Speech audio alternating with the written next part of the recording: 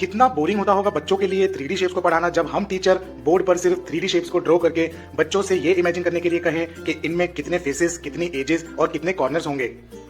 तो अब हम सबने मिलकर क्या किया, सभी शेप्स को अलग अलग बनाकर ये खुद ही एक्सपीरियंस कर लिया कि किस शेप में कितने कॉर्नर, कितने एजेस और कितने फेसेस होते हैं।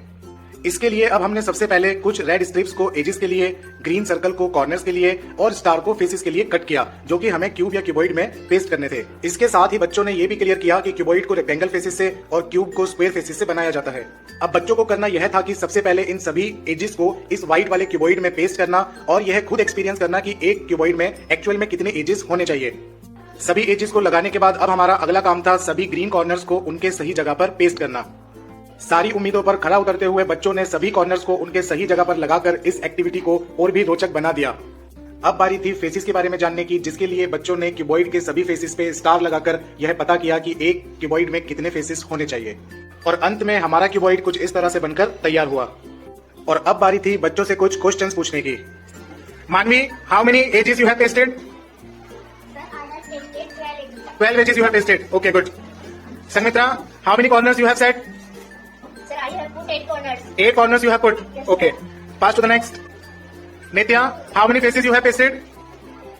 Sir, I have pasted 6 faces. Okay, you have pasted 6 faces on the cuboid. Good. तो चलिए क्यूबॉइड और क्यूब के बाद बात करते हैं अब सिलेंडर की, कि सिलेंडर में कितने एजेस, फेसेस और कॉर्नर होते हैं। अब बहुत सारे बच्चे इन रेड लाइंस को ही सिलेंडर की एजेस समझ बैठते हैं, जबकि ये सिलेंडर की एजेस बिल्कुल नहीं होती। तो सिलेंडर की एजेस को समझने के लिए सबसे पहले हमें यह जानना होगा कि सिलेंडर बनता कैसे है।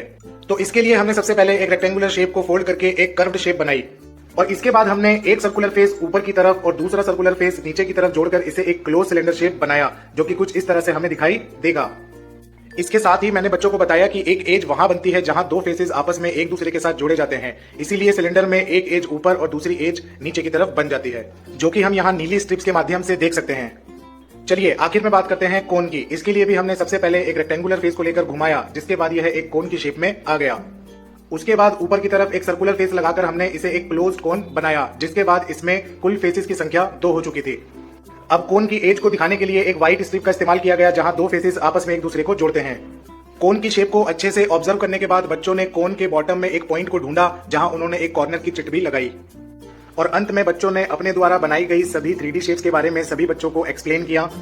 इस एक्टिविटी का भरपूर लाभ उठाया और अंत में एक छोटे से असेसमेंट में सभी बच्चों ने पार्टिसिपेट करके सभी क्वेश्चंस के सही आंसर लिख के इस एक्टिविटी के उद्देश्य को भी पूरा किया।